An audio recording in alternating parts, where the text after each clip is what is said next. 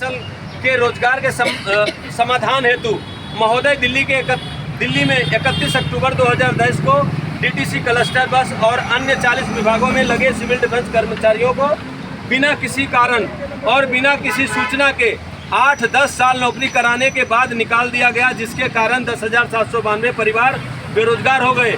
और तब से आज तक 13 महीने हो चुके, लेकिन अभी तक कोई इंसाफ नहीं मिल पाया है। यह बात आप भली भांति जानते हैं। सर, 26 सितंबर 2024 को आपने हमारी आवाज़ को दिल्ली विधानसभा में पूर्ण जोर से उठाया और हमारे लिए विधानसभा में एक प्रस्ताव भी पास करवाया, जो इस प्रकार है। यह सदन संकल्प करता है कि डीटीसी बसों में तैनात रहे बस मार्शलों को बहाल किया जाए तथा उनकी सेवाओं को अस्थायी रूप से नियमित किया जाना चाहिए। ये गुप्ता जी ने लिखा है। सर, हम सभी बेरोजगार बस मार्शल आपसे इस प्रस्ताव का समर्थन करते हैं और जो 5 तारीख को आपके द्वारा दिल्ली सचिवालय में प्रस्ताव दिया गया था उसका भी समर्थन करते हैं और आपसे निवेदन करते हैं कि हमें इसी प्रस्ताव पर रोजगार मिलना चाहिए।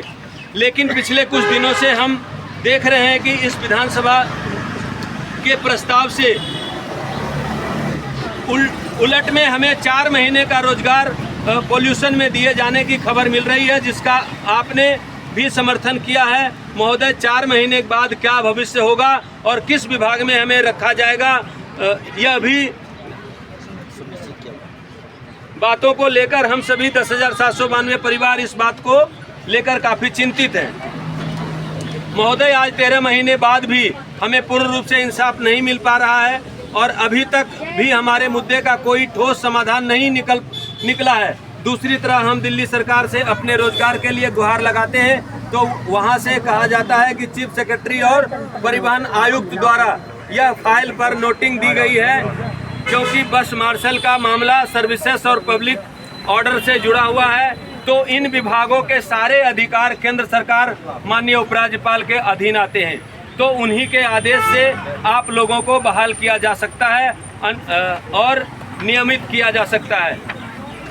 अतः आपसे निवेदन है कि जल्द से जल्द हमारे रोजगार का समाधान कराने की कृपा करें और दिल्ली विधानसभा द्वारा पास हुए प्रस्ताव पर हमारा रोजगार जल्द से जल्द सुनिश्चित कराने की कृपा करें और 4 महीने का रोजगार के बजाय हमारा परमानेंट समाधान कराएं, जिससे हम अपना और अपने परिवार का भरण पोषण कर सकें। समझ में आ रहा है? कोई शक